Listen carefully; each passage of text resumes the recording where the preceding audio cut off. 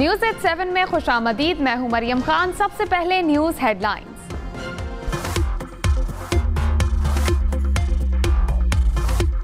वो जो उसद की हुकूमत थी, वो जो उसद लीडर था जो कि अपनी पार्टी को एक एज ए बिल्कुल डिक्टेटर के लाता है, और वो जिस चीज़ के पीछे पड़ जाता है कि बातचीत करो। और जो उस वक्त DGI थे वो किधर है इस वक्त, जिनको उन्होंने अपनी सियासत के लिए इस्तेमाल किया। वो बाख्तियार वज़ीर आज़म था जो बाद में कहता है मेरे पास तो इख्तियार ही क्यों नहीं था, फैसला नहीं करता हूँ। वो इतना बाख्तियार वज़ीर आज़म था कि उस वक्त तो वो कौम के जो आपका आर्मी चीफ है उसको कौम का बाप भी डिक्लेयर कर दिया था उन्होंने। हमें तो ये पता है कि कौम का एक ही बाप है, कायद-ए-आज़म मोहम्मद अली जिन्ना। ये एक नया कौम का बाप लेके आगे थे, क्योंकि उनकी सियासत जो सी उसे ये डिमांड करती थी। तर्जुमान पाक फौज ने कहा, माजी में एक वजीर आजम ने उस वक्त के आर्मी चीफ को बाप डिक्लेयर किया। साबिक DG ISI को सियासत के लिए इस्तेमाल किया गया। मज़हका खैज बयानिया है कि हम बेख्तियार थे, वो बाइख्तियार वजीर आजम था। वो लीडर अपनी जमात को डिक्टेटर के तौर पर चलाता रहा। वो जिस चीज़ के पीछे पड़ जाए पड़ जाता है। माजी में बार बार कहा गया कि दहशत गर्दों से मुज़ाकरात करो।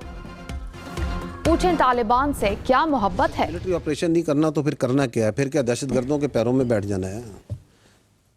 फिर क्या खारजी नूर वली महसूद को सूबे का वज़ीर आला लगा देना है? क्या उसकी बैत कर लेनी है? क्या हैबतुल्लाह साहब आप बताएंगे कि चारसद्दा में क्या होगा? क्या खैबर पख्तूनख्वा की जो बच्चियां हैं, 50% जो आबादी है, उसको स्कूलों से उठा दें, कॉलेजों से उठा दें? करना क्या है फिर? कोई जवाब नहीं इस चीज़ का। खैबर पख्तूनख्वा को दहशत गर्दों के हवाले नहीं करने देंगे। तर्जुमान पाक फौज का 2 टोक ऐलान। कहा, KP में सियासी तौर पर दहशत गर्दी के लिए मवाफिक फिजा मौजूद है। दहशत गर्दों ने ANP, JUI समेत दीगर जमातों पर हमले किए। सवाल ये है कि कभी दहशत गर्दों ने इन पर हमला क्यों नहीं किया? ये फितना अल खवारिज के मंजूर नजर बनना चाहते हैं। हिंदुस्तानी मीडिया पे आके कह रहे हैं कि ये जो 2026 है, इसमें भारत और अफगानिस्तान मिलकर पाकिस्तान पे हमला करेंगे। आ जाओ, तुम दोनों का शौक पूरा कर देते हैं। भारत और अफगानिस्तान मिलकर आ जाएं, शौक पूरा कर देते हैं। तर्जुमान पाक फौज का दोनों के मिलकर हमला करने के बयान पर जवाब। कहा, मार्का हक में भारत का मुंह काला किया, उसे सबक सिखाना जरूरी था। पूरी रियासत दुश्मन के खिलाफ सीसा पिलाई दीवार की तरह खड़ी हुई। मार्का हक के बाद दहशत गर्दी के वाकयात में इजाफा हुआ। पाकिस्तान ने अफगानिस्तान में TTP के दहशत गर्द ठिकानों को निशाना बनाया।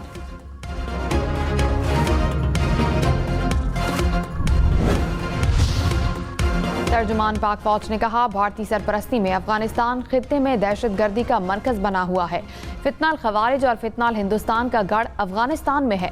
सब दहशत गर्दों का एक ही बाप अफगान तालिबान है। अफगान सरजमीन पूरी दुनिया के नॉन स्टेट एक्टर्स की आमाजगाह बन चुकी है। अफगानिस्तान में कई दहशत गर्द तंजीमों के सरगना और मराकज मौजूद हैं। अमरीका का छोड़ा गया $7.2 अरब का अस्करी सामान तालिबान को दस्तयाब है।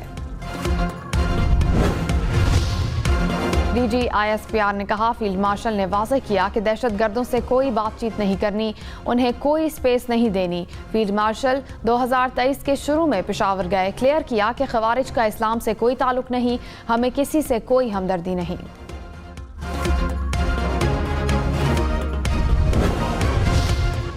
DG ISPR ने कहा, खैबर पख्तूनख्वा हुकूमत के पास किसी सवाल का कोई जवाब नहीं। मिलिट्री ऑपरेशन नहीं करना तो क्या करना है? क्या नूर वली महसूद को सूबे का वजीर आला बनाना है? पूरी दुनिया कह रही है कि अफगानिस्तान में मौजूद अनासिर दहशत गर्दी कर रहे हैं। सारी दुनिया को पता है कि खैबर पख्तूनख्वा की हुकूमत को ही नहीं पता, झूठा बयानिया बना रहे हैं। किसने इनको ये बात करने की इजाजत दी है?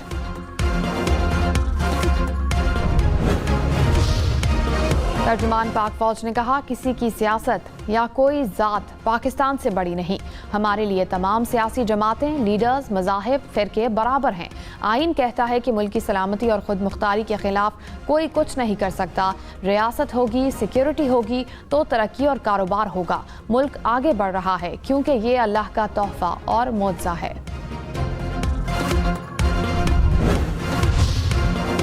तर्जुमान पाक फौज ने कहा, झूठा बयानिया बनाया जाता है कि फौज मादनियात के लिए ऑपरेशन कर रही है। खैबर पख्तूनख्वा में मादनियात की लाइसेंस DHQ ने नहीं, सूबाई हुकूमत ने दिए हैं। कौन है जो वहां गैर कानूनी माइनिंग करवा रहा है? मादनियात की दौलत पूरे पाकिस्तान के पास है। मादनियात तब ही निकलेंगी जब अमन होगा।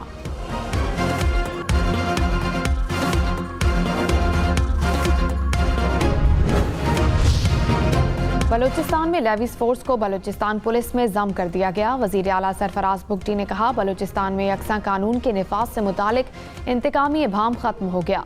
फैसले से अवाम के तहफ़्फ़ुज़ का दायरा मजीद मजबूत होगा। पाकिस्तान ने वेनेजुएला में यकतरफा फौजी कार्रवाइयों को आलमी अमन के लिए खतरा करार दे दिया। सलामती काउंसिल के हंगामी इजलास में पाकिस्तान का वेनेजुएला में हालिया पेशरफ्त पर तशवीश का इजहार। कहा, सियासी इख्तिलाफात का वाहिद पायदार हल मुकालमा और सिफारतकारी है।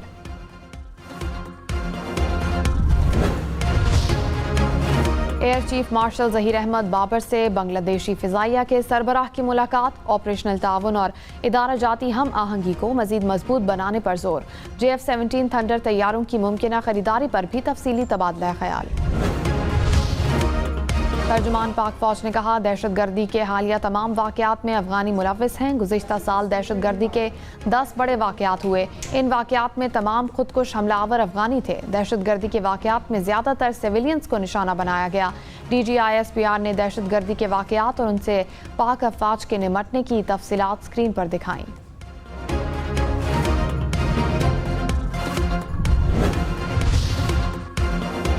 दहशतगर्दी के खिलाफ जंग बज़ोर ताकत जीतेंगे, पाक फौज का आज़म। DG ISPR ने कहा, दहशतगर्दी के खिलाफ जंग पूरी कौम की जंग है, एक एक बच्चे की जंग है। हमको ये जंग जीतना होगी। नेशनल एक्शन प्लान पर तमाम सियासी जमातों का इत्तेफाक राय मौजूद है। दहशतगर्दों का पाकिस्तान या बलूचिस्तान से कोई ताल्लुक नहीं।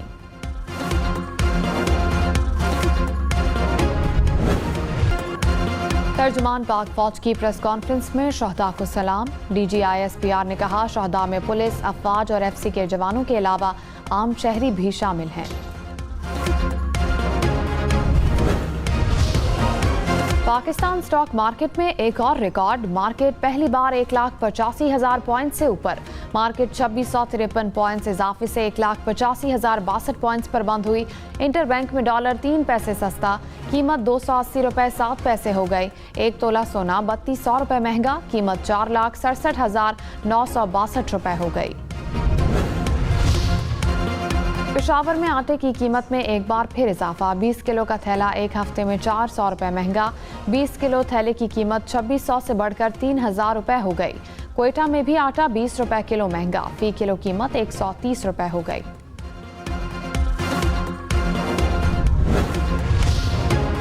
गैर मायारी दूध बेचने वाले खबरदार। लाहौर में फूड अथॉरिटी का मुख्तलिफ इलाकों में एक्शन। 90,000 लीटर मुज़र सेहत दूध तलब कर दिया गया। 32 मुकदमात दर्ज।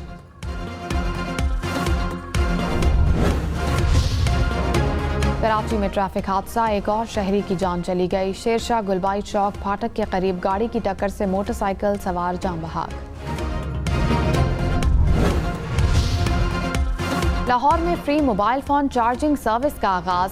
एक ही मकाम पर 4 सहूलियात दस्तयाब। हुकाम के मुताबिक pink button, free wifi, mobile charging और शहरियों की हिफाजत के लिए निगरानी होगी।